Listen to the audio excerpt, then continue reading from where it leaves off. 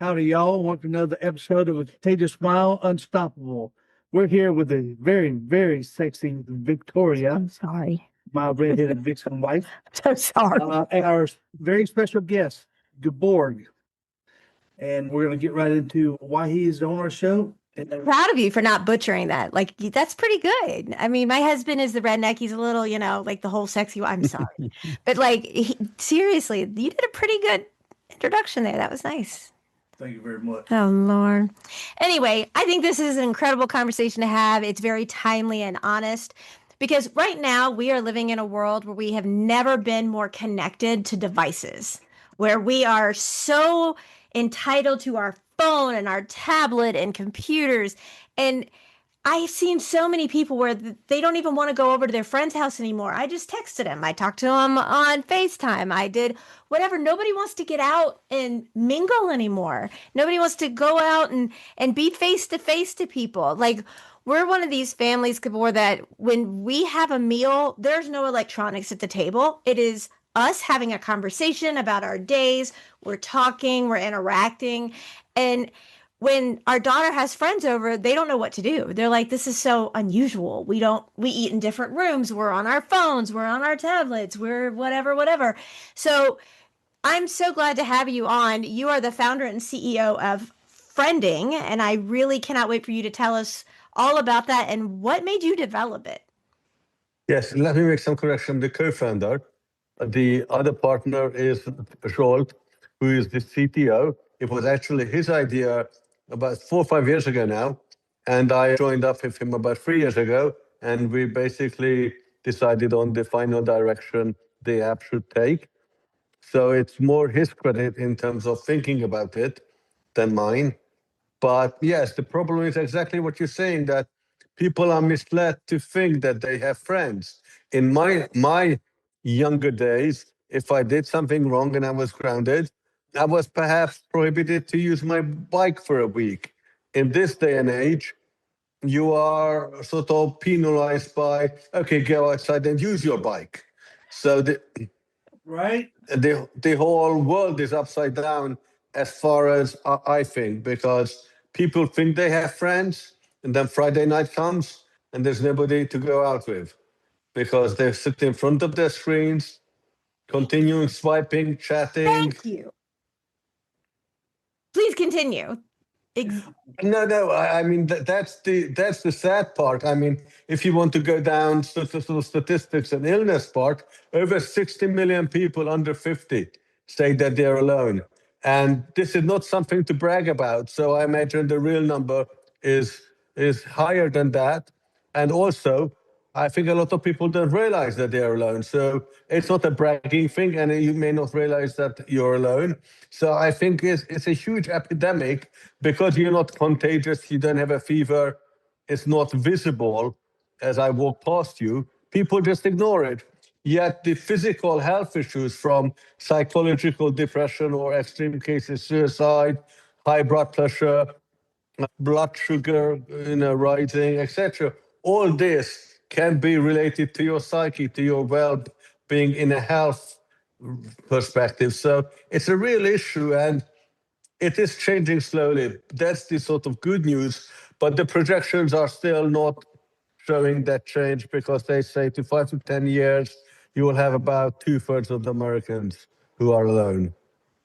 Well, I'm so glad you're here because if you've ever listened to previous episodes, I always talk about how I hate electronics, that I hate the fact that people are so engaged in talking to AI, that they are all in, like, people will have conversations all day long with AI, like it's their spouse, like it's their best friend, like they're sitting in a room with that person, or they just don't want to go outside. And, when we've had our other kids over, we've said, hey, let's go outside for a little while and breathe in fresh air and, let's do things. And they're like, we just want to play our video games. And I'm like, no, no, because it's so, like, when you look at the time when we were all in school, we couldn't take a phone. And granted, it was like a block, but we were in school participating, in extracurricular activities and events and things.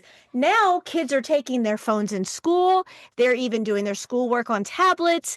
They don't even use a dictionary anymore. They look everything up on the phones.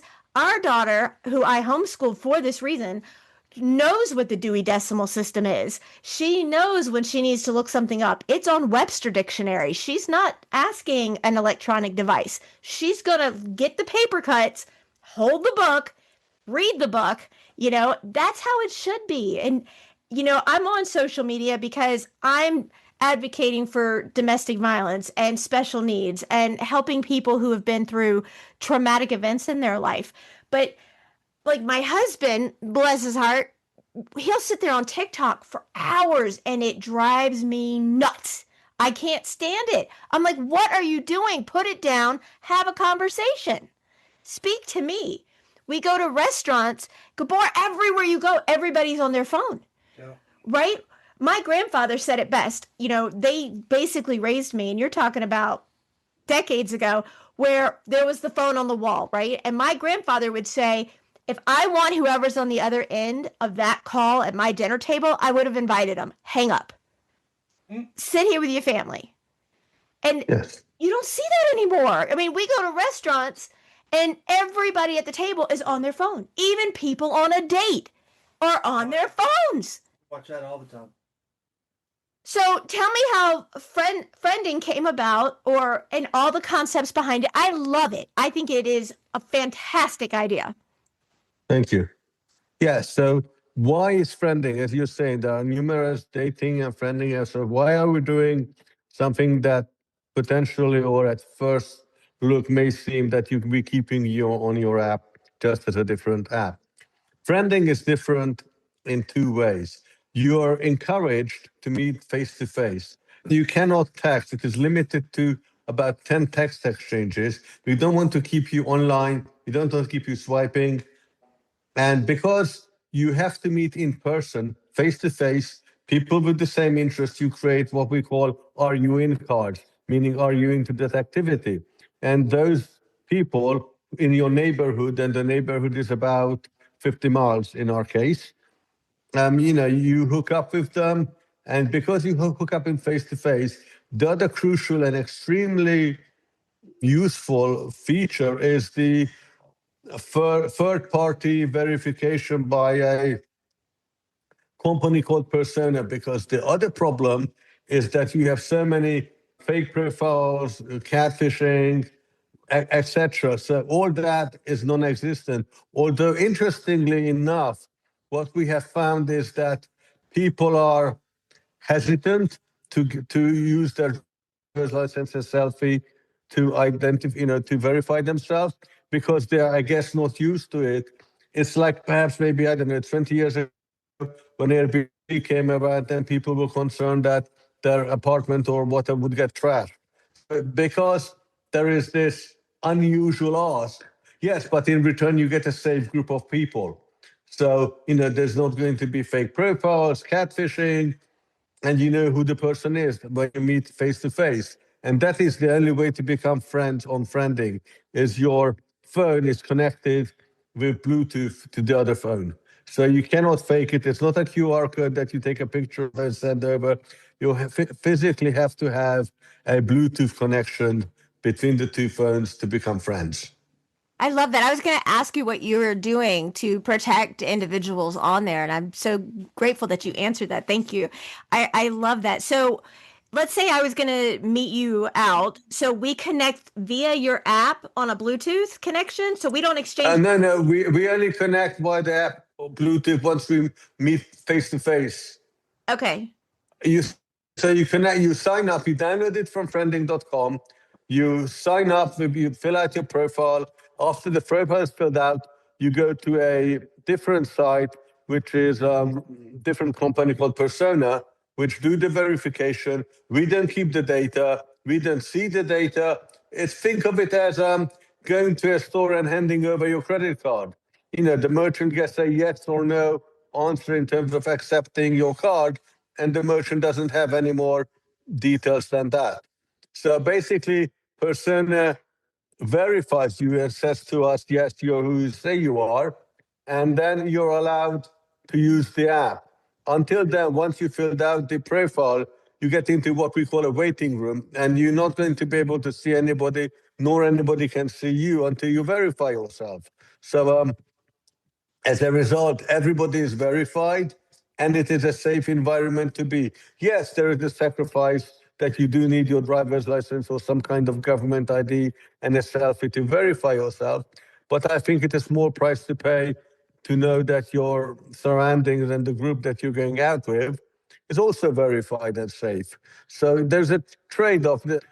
Wish we could do it without verification, but the apps before us all tried it and failed. And now some of the competitors are giving you badges that you have been verified, but they have too many people on there. They cannot say, hey, you have to get verified. We're just starting. We have, I'll be honest, few people on there. So that's the other thing. Please help us build the community.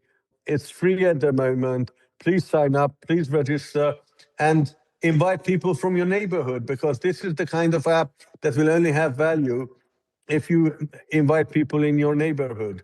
And there are numerous uses. I'll give you an example. Let's say you go out jogging and halfway through your jog, you want to meet up with somebody. Using the few tap, you can actually say the real-time thing, hey, this is where I am, come and join me in my jogging. So you can plan activities ahead, or you can ad hoc, just think of it in the middle of doing something and see if anybody wants to join you there and then. Wow, that's really cool. That is good. So, I know our listeners want to know, for security purposes, how can you assure us that your app will keep out the pedophiles? Basically, we're not the ones doing the. It's not a. I have to stress, and your question is absolutely valid. I'm not doing a background check on you. All I'm saying is that you, meaning your physical characteristics, are you a real person? Yes, you could be who you could be a serial killer, and I'm not vouching for you that you're not. However, there's going to be a feature introduced later on, because let's assume you meet in a coffee shop. And let's assume, although the person has been verified, whatever, you still feel uncomfortable. And there will be a feature in when we get around to doing it. I don't want to give a date because I don't know, but the feature will do it. It will call the police, call your friend, or call anybody with the friending app in the neighborhood if you tap on the screen 3 times. So if you feel uncomfortable, it's not as simple as that, because you would need to buy, I don't know, a $10, $15 Bluetooth device, because the app, once the screen closes, only communicates via Bluetooth. So you would need to buy a keychain, a bracelet, which will sell on our website for like $10, $15. We haven't looked into it, so we're not really making a profit. We're just trying to come up with ideas that would make it even safer. And we looked into it that the device shuts down, the iPhone, so it's not going to be communicating with anybody other than your paired Bluetooth device. That is why you need a bracelet, a keychain, or whatever else we figure out. So that we could program to call the police, your friend, or the neighborhood people around you, depending on how you set it up when you signed up for the app. And talking of coffee, we're actually selling a very unique coffee on our website, friending.com. And what's unique, other than it has a cool packaging, this is just an example of one of the cities, San Francisco. You may have friends or you may wish to go. We have a whole city collection, but that's not the real point. The real point is the back of the app, which is a QR code. And when you order a coffee as a gift to your friend, you could say, thank you for the podcast, or whatever. And that message will appear as a safe, secure QR code. And you need, or your friend needs to download the app to read your message. So that is the way we're trying to market the app, basically, because we know that coffee is related to sort of friending.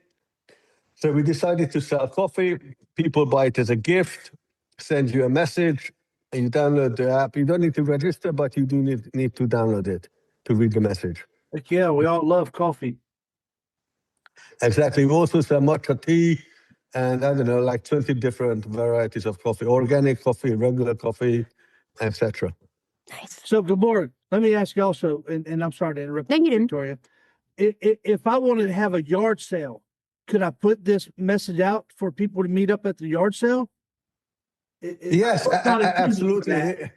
It's an event that you're planning to have. So, say, hey, anybody interested in yard sale, either organizing it or whatever. For example, slightly same thing. In 3 weeks' time, we'll be at an exhibition, and we would like people to basically sign up everybody who's visiting the show. So we'll have what we call an RUing card specifically for that exhibition. So you can have yard sale as your RUing card because you're into yard sale. I would put a coffee shop activity. You put a yard sale activity. Hey, I'm selling, whatever I have, and give it a time and a date. That's really neat. So, how long have you been working on getting this to where it is now, and how long do you think it'll be before it is exactly where you want it to be? For a number of years now, for about 3 years, as I said, it took a while to figure out exactly. I don't think it will be ever where we want it to be because we always come up with ideas, suggestions, real usage issues, what we should do or shouldn't do, how people want the app to look like. And you can tell us, you can write to hello@friending.com, for example, to give feedback. And basically we listen because it's a user app. It's for you. It's for you as a payback, I think, on my side for society, as my background is video game development. So I'm partially to blame because for 30 years I've been doing video games from Tomb Raider to Pac-Man, I don't know, SpongeBob, Umizoomi, Scooby-Doo. SpongeBob, my husband's favorite. So I'm paying back society for my sins. Your thoughts on AI? Interesting. Again, if it's used correctly, it's good. But you mentioned that people are talking to AI, which is correct, and that's even going to get worse because there is, I think it was called Neo, a robot is coming out in a year or so. Basically, a humanoid thing you can buy for $10,000, which is a lot of money. But for in 2 years' time, it will be like $2,000. And literally, you can Google Neo. It's a humanoid helper, if that's what you want. It will wash the dishes for you, clean your home. No. Come on now. No. So imagine having somebody in your physical space that now you can call friend, not just on the screen, but in a 3D flesh and blood, so to say, almost. Never argues, always agrees, never tired to do anything. Again, it's going to be a huge misconception when you think you're not alone because you have a robot in your home. Wow, that's crazy. That is crazy. My husband and I don't argue, but my husband he openly admits he's a little lazy. So that, like, what are they going to come up with next? Is somebody going to be like a robotic partner, a robotic? I am sure, unfortunately, yes. Yeah, they already have that. What do you mean they already have that? Oh, yes. Yes. What? No, they don't. Yes. My wife lives in a closet, y'all. That's not nice. No, I'm serious. I mean, like, we joke around because I've had well over 100 surgeries. Most of my body is titanium. And so I joke around. I'm like, oh, I don't need a shower. I need a WD-40 wash, right? So can you imagine, like, I couldn't even fathom having a robotic partner. I mean, are they going to make it where you can make them a boy or a girl or, like, what? I don't know. It's scary. I have a teenage daughter, and she's basically a junior in high school, and so looking at universities, and I was taught when I was a kid, go to university, you get a good job, and you have a nice life. I have no idea what, I cannot really help her in terms of what she should study that she enjoys and will have a future. I mean, used to be computer science programming. And that's what I have my degree, and I have a computer science degree. But now, pretty much, I any technical stuff, but Joel, the co-founder, CTO, he uses AI basically as team members. As he's sort of handing out work to AI to write the code. That's great. Like I can't even, I'm so old school like on everything. And it's, and so many people I talk with, they're like, "Oh no, I just put into AI to be my social media marketer or do this." And I'm like, "No. No, because it's not humanized. It's not still going to be able to bring that emotion and realization and authenticity to the people that we talk to and help." And I guess I'm one of those, minute minorities that just I can't get on the bandwagon of doing AI. Like I was so excited when I knew you were going to come on and what you're a part of because I'm all for it. I think absolutely go out, have a cup of coffee, sit outside, interact with people, put your phones away, right? Just to have nothing to do with it. I mean, first thing in the morning, most people grab their phone before they do anything. They're already on it checking social media. But what about checking with your family? What about checking with your friends? What about, go out and say, "It's beautiful outside. Let's go to the park and go for a walk." Like you said, let's take the dogs for a walk. Let's go for a jog. Let's go have a cup of coffee or sit on a patio somewhere and listen to live music. I love the concept of what you're doing because I don't think we have enough of it out there. Everybody is just, you know, sit in your room. We have an overwhelming epidemic of introverts because of all of social media and things of that nature, where they But they actually, never learned. They right, never learned to interact. They right, never learned how to ask a girl out, or not necessarily as a date, but let's grab coffee, because it's a skill that you learn as you grow up into your teens, and they sort of miss that, yes, and they don't know how. right, Now, of course, they're scared. yeah, absolutely, and they should be because they don't know how to do it, right, and absolutely, I think just starting out even is something as simple as go to a concert, go to do something that's just outdoors. Enjoy the outdoors. I mean, what are your thoughts on this, babe? He mentioned skills. Well, that's something that some of these millennials and the next generation, they're going to lose a lot of skilled workers and tradesmen. They're not going to know how to leather craft, or custom make jewelry, or work with their hands, pick up a wrench, because they're on their damn phone, their tablet. You know. Absolutely. I'm looking up your Neo right now, the robot here. I'm looking at the computer and it's a little scary. Like it looks like a little person with two eyes and that's it. Like there's no nose, there's no mouth. It's just like a little, I don't even know how to explain it. Like I've never heard of this, but I'm not somebody who gets into that kind of stuff. But that's just crazy. I mean, I don't even have anything to say. We're not getting one. Like that's just not going to happen. That's just not going to happen. There's no way. Our daughter would be like, "Oh, really? This is kind of because she's very much like I really want our daughter to participate in your app because we keep trying to tell her, you need to get together, you need to go out with friends, and her friends are like, "Why have a sleepover? We were just FaceTiming. Why have a get together? We were just texting." And I'm like, it's the social interaction of human beings.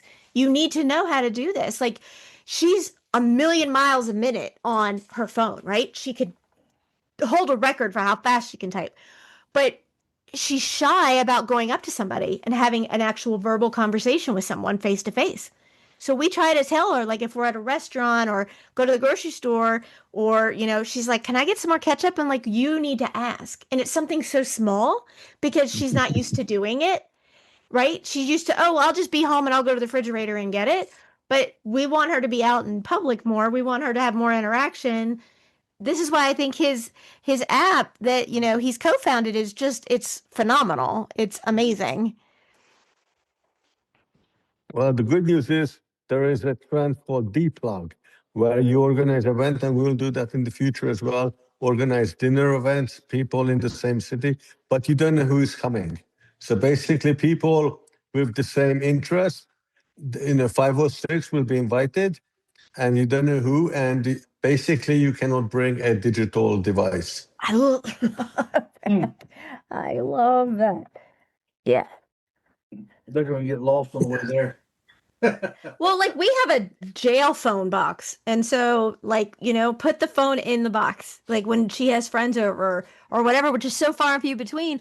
But we're like, put the phone in the box because when we're having dinner, it goes, we're not having electronics at the table. If, every Saturday night is daddy-daughter movie night and they watch a movie together and we have game night and stuff like that because it's so important to have these interactions. I would love to find out Absolutely how we could partner with you and get this out more.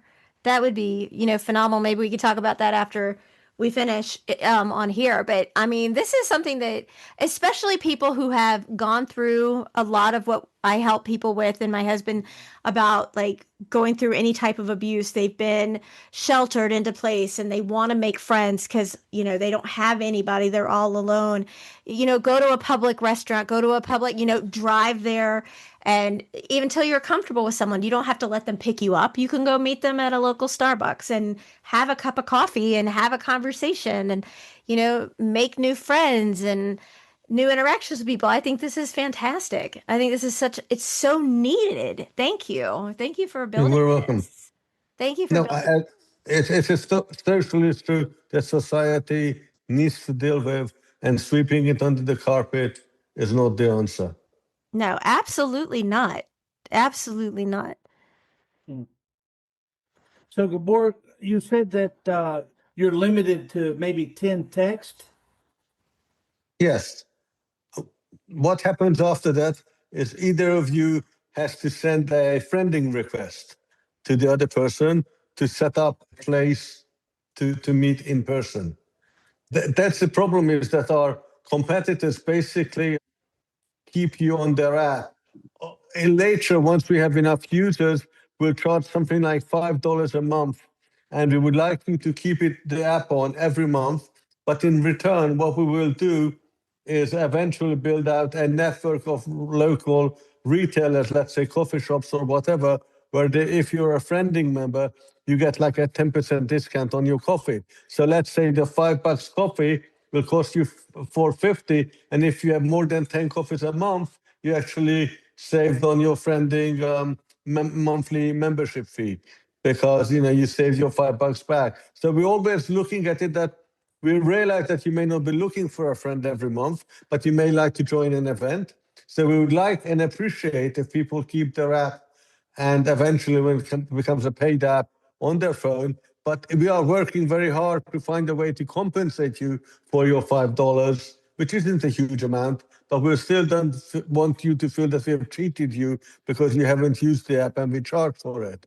So that is why we will eventually be looking for various retailers who would give a discount if you have the friending app on your phone. That is fantastic. Well, we want to make sure we can get everybody in touch with how to get this app and where to find it. So I want to make sure that we get all of that from you so I can add it at the end of the show for us. And tell everybody how they can find you as well. How do we get a hold of you? And we'll make sure that we link the app to all of our stuff as well. Yes, email is hello@friending.com. You can download, it's iOS only at the moment, our Okay. app Friending on the site friending.com. I was about to ask you, is it Apple only or are you with Android? But I'm glad you answered that for me too. There will be an Android version, hopefully early next year. Well, I cannot thank you enough for being here with us this afternoon. I'm so excited about this app. I think it's going to be fantastic. And I'm still not getting the Verbot, babe. It's just not, no, I can't do it. Thank you for having me. Thank you so much. Thank you, Gabor.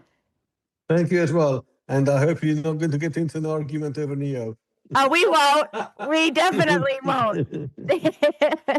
Thank y'all for listening to A Contagious Smile Unstoppable with our very special guest, Gaborg, and always the. Oh, bye. Love Stop Victoria. it. Stop it. Stop it. Stop it. And I'm Michael. Ugh. Bye, y'all.